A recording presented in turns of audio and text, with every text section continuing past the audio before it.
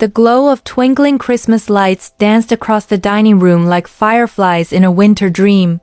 But for me, it felt like a cruel spotlight on my isolation. Our family had gathered at Mom's house that year, the air thick with the scent of roasted turkey, cinnamon-spiced pies, and the laughter of relatives I hadn't seen since last holiday season. My siblings, 2 brothers and a sister, were there with their spouses and kids. The table a chaotic symphony of clinking glasses and excited chatter. Mom, at 62, still ruled the roost with her sharp wit and warmer hugs, or so I thought. She moved through the room like a queen in her domain, her silver hair catching the lights, her laugh ringing out as she refilled glasses and passed plates. Everyone adored her, and why wouldn't they? She was the glue that held our fractured family together, the one who remembered birthdays, organized reunions, and always had a story to tell that made the room light up brighter than the tree in the corner. But as I sat there, wedged between my niece's high chair and my cousin's elbow, I couldn't shake the growing unease in my chest. The evening had started so promisingly. I'd arrived early. Arms laden with side dishes, I slaved over my famous cranberry relish and a batch of gingerbread cookies shaped like reindeer, just like Mom used to make when we were kids. She'd greeted me at the door with a quick peck on the cheek, her eyes darting away almost immediately to welcome the next arrival. "Thanks for the help, dear," she'd said, but her voice lacked the usual warmth, like she'd rehearsed the line. I brushed it off, chalking it up to holiday stress. After all, hosting a dozen people wasn't easy, especially with Dad gone these past 5 years. I stepped in to fill that void as best I could, checking on her house, mowing the lawn in summer, shoveling snow in winter. It was my way of honoring him, of keeping the family from unraveling completely. Dinner was a feast, as always.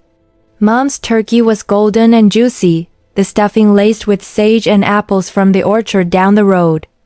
We passed platters around, stories flowing like the wine, my older brother, Tom, bragging about his promotion at the law firm.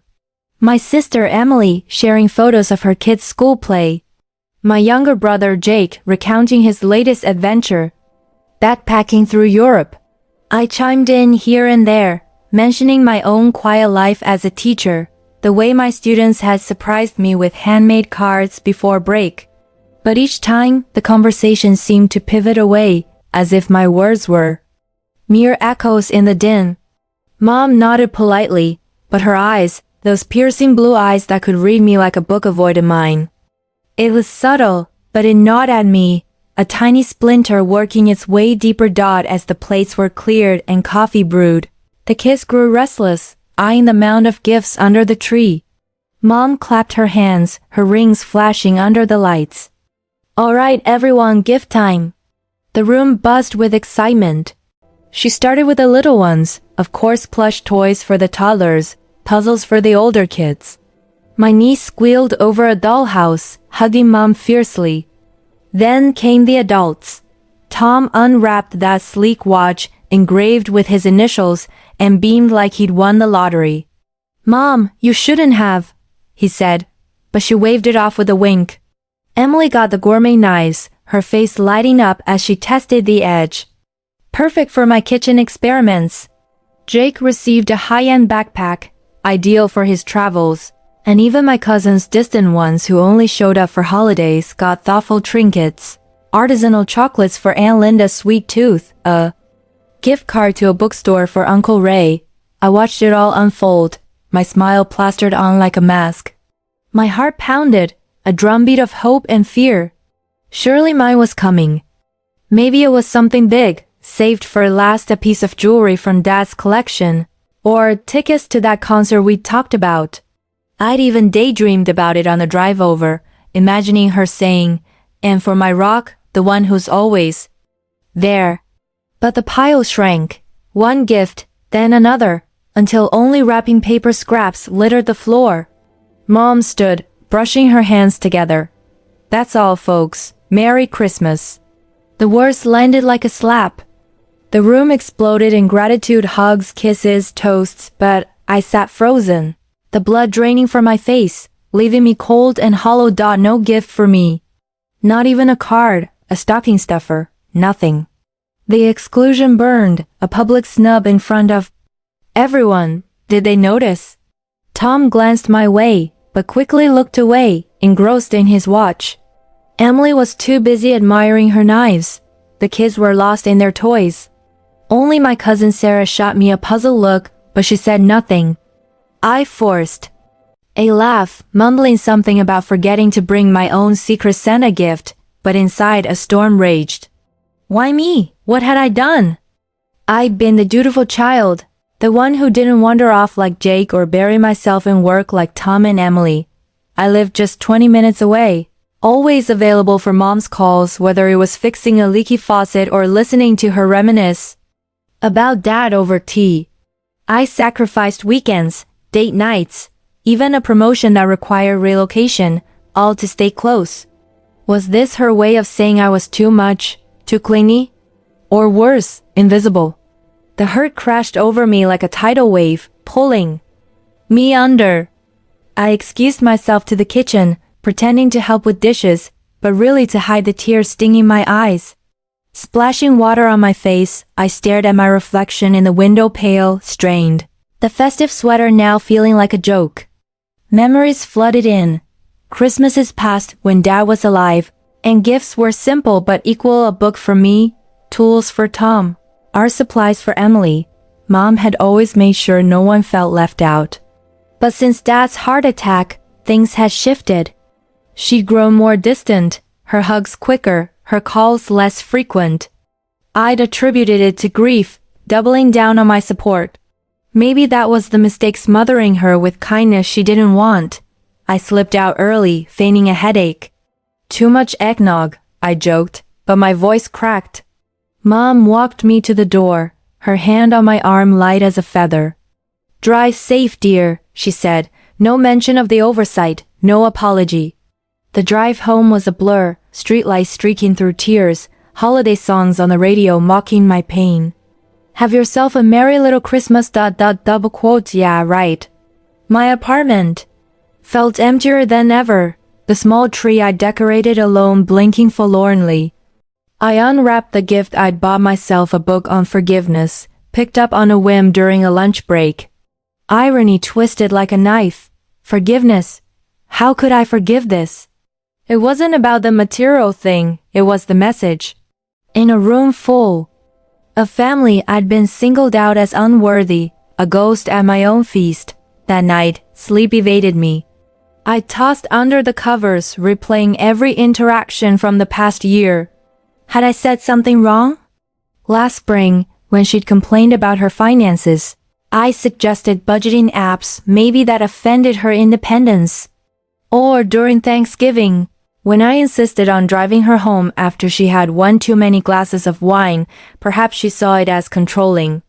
Doubts multiply like shadows in the dark. My phone buzzed with texts from siblings. Tom's great night. Loved the watch. Emily's photo of her knives in action. Nothing from Mom. I typed and deleted a dozen messages to her. Did I miss my gift? Is everything okay? But sent none. Pride, or maybe fear of confirmation, held me back. The days blurred into a haze of isolation. Work was on break, so I had nowhere to escape. I wandered the apartment, sipping cold coffee, staring at family photos on the walls. One from my childhood, all of us around the tree, Mom and Dad beaming, me in pigtails clutching a teddy bear. What happened to that unity? My friends called, inviting me to post-holiday brunches, but I declined, not ready to explain the ache. Instead, I journaled, pouring out the confusion, the way the lights had illuminated everyone else's joy, but cast me in shadow. It felt like a betrayal, a crack in the foundation I'd built my life on. Family was supposed to be unbreakable, yet here I was, shattered by silence. As New Year's approached, the hurt evolved into anger, then numbness. I avoided Mom's calls 3 in a row, left unanswered. Her voicemails were mundane. Just checking in, hope your headache's better. No acknowledgement. It fueled the fire. Maybe this was her way of pushing me away, forcing independence. Fine, I thought. I'll give her space. But deep down, the child in me yearned for explanation, for reconciliation. The book on forgiveness lay unopened on my nightstand, a reminder of what felt impossible. How do you forgive a wound that's still bleeding?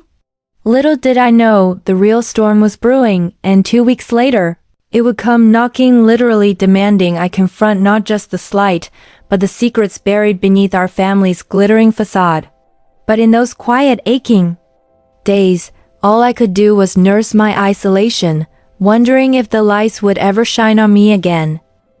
2 weeks later, as a bitter January wind howled outside my apartment, a frantic pounding at my door jolted me from sleep. It was 2 a.m., and the desperation in those knocks sent chills down my spine that had nothing to do with the cold. Then tossing and turning anyway, the remnants of another restless night clinging to me like frost on a window pane.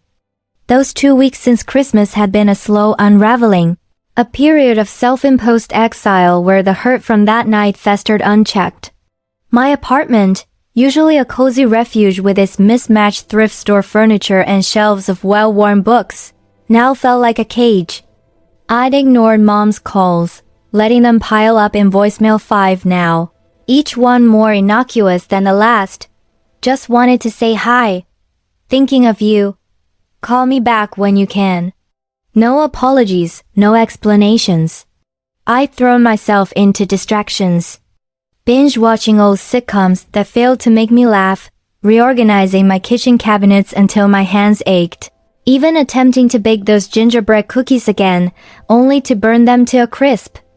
The scent of charred sugar lingered, a bitter reminder of happier holidays. Work had resumed after the break, but teaching middle school English felt mechanical, my lessons on themes of betrayal in literature hitting too close to home. My students noticed, "Miss Harper, you okay? You seem sad." I'd force a smile, redirecting to the text, but inside the question swirled, why had Mom singled me out? Was I the disappointment in the family? The one who never quite measured up? Tom with his high-powered job, Emily with her perfect family, Jake with his free-spirited adventures, I was the steady one, the reliable anchor. But anchors get overlooked, buried in the sand while the ship sails on. The pounding grew louder, insistent, pulling me from the bed. My bare feet hit the cold hardwood floor, and I wrapped my rope tighter, heart racing. Who could it be at this hour? A neighbor in trouble? An emergency? I tiptoed to the door, the wind rattling the windows like an unwelcome accomplice. Peering through the peephole, my breath caught Mom. She looked nothing like the composed matriarch from Christmas. Her silver hair was unkempt, escaping from a hasty bun, her face streaked with mascara, eyes puffy and wild. She clutched a crumpled envelope in one hand, the other banging again. "Please, open up. I need you." Her voice cracked like thin ice underfoot, a plea laced with raw terror I'd never heard from her before. I hesitated, fingers hovering over the lock. The Christmas light burned fresh in my memory, the empty space under the tree where my gift should have been, the laughter of family echoing my exclusion. Part of me wanted to turn away, to let her feel the sting of rejection as I had, but that tone, it pierced through my anger, stirring a primal instinct to protect. With a deep breath, I turned the knob. She burst in like a storm, the door slamming behind her as she collapsed onto the couch, sobs racking her frail frame. Her coat, the same wool one Dad had bought her years ago, hung off her shoulders, damp from the sleet outside. "I messed up, honey. I messed up so bad." The words tumbled out between gasps, her hands trembling as she clutched the envelope. Like a lifeline. I stood there, frozen in the doorway, the cold air seeping in until I shut it. "Mom, what's going on?" My voice was a whisper, a mix of concern and lingering resentment. She looked up, her blue eyes, usually so sharp now, dulled by exhaustion and tears. "ICOULDN single quotes T. I didn't know how to tell you." "Sit down, please." I perched on the arm of the chair opposite her, arms crossed protectively. The room felt smaller, the air thick with unspoken truths. She took a shaky breath, unfolding the envelope. With fumbling fingers, papers spilled out official-looking documents, stamped with red ink that screamed urgency. This ... This is it. Eviction notice. The house ... our home. It's gone in days. The words hit like a punch. The family home, where we'd grown up, where Dad's laughter still echoed in my dreams, foreclosed? What? How? Mom, you said everything was fine after Dad passed. The insurance, the savings.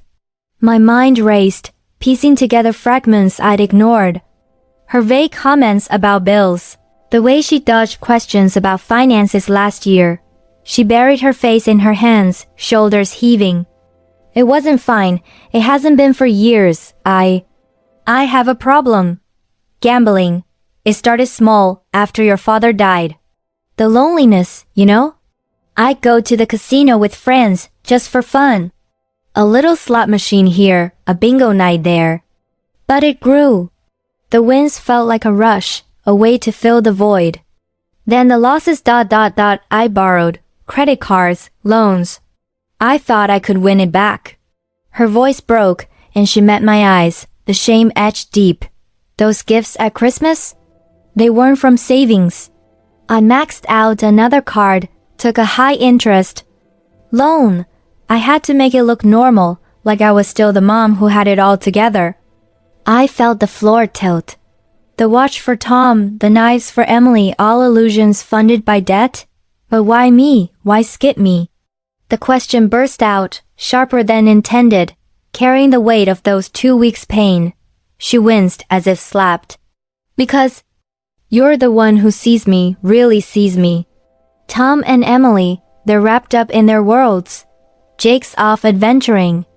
But you're always there, asking the right questions, noticing when I'm off. If I'd given you something extravagant, you'd have wondered where the money came from. You'd have pushed, and I wasn't ready to face it, so I pushed you away instead.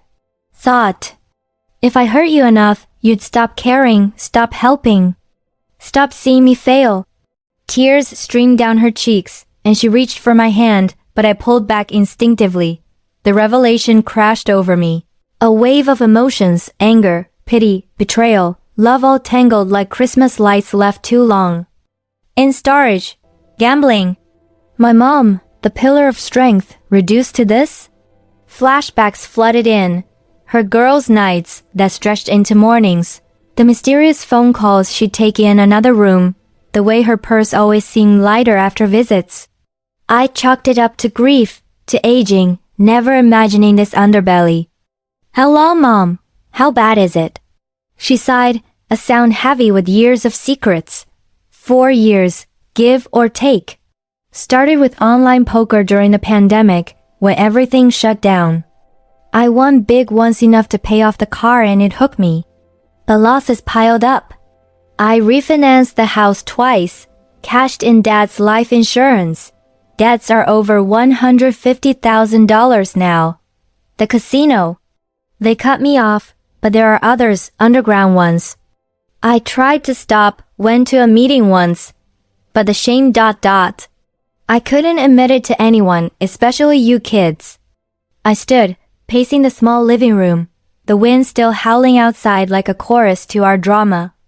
And the begging now? Is that for money? Because if it is, no. She shook her head vehemently. Not money.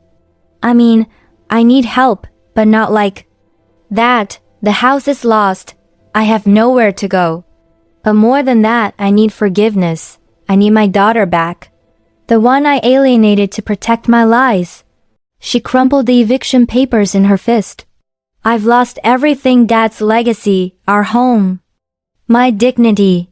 Don't let me lose you too. Her words pierced the armor I built over those 2 weeks. I sank onto the couch beside her, the distance closing. Tentatively, I took her hand, cold, fragile, but familiar. Why didn't you tell me sooner? I could have helped. Because you're like your father, kind but strong-willed. He'd have been disappointed, and I couldn't bear that from you. She squeezed my hand, a ghost of a smile through tears. Remember when you were little, and you'd find me crying over bills? You'd draw me pictures to cheer me up. You were always the fixer. As the clock ticked toward dawn, the sky outside lightening from black to bruised purple, we talked for hours, unpacking years of unspoken pain. Her grief after Dad's death, how the emptiness drove her to the thrill of chance. My own resentments.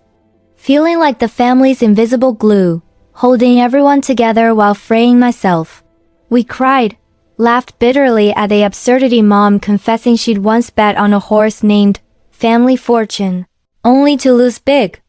I shared my journals from those weeks, the raw entries of hurt and confusion. It wasn't easy. Anger flared. How could you risk our home? Met with her quiet admissions. I thought I was invincible, until I wasn't. Coffee brewed in the kitchen, the aroma cutting through the heaviness. We sipped in silence at first, then delved deeper.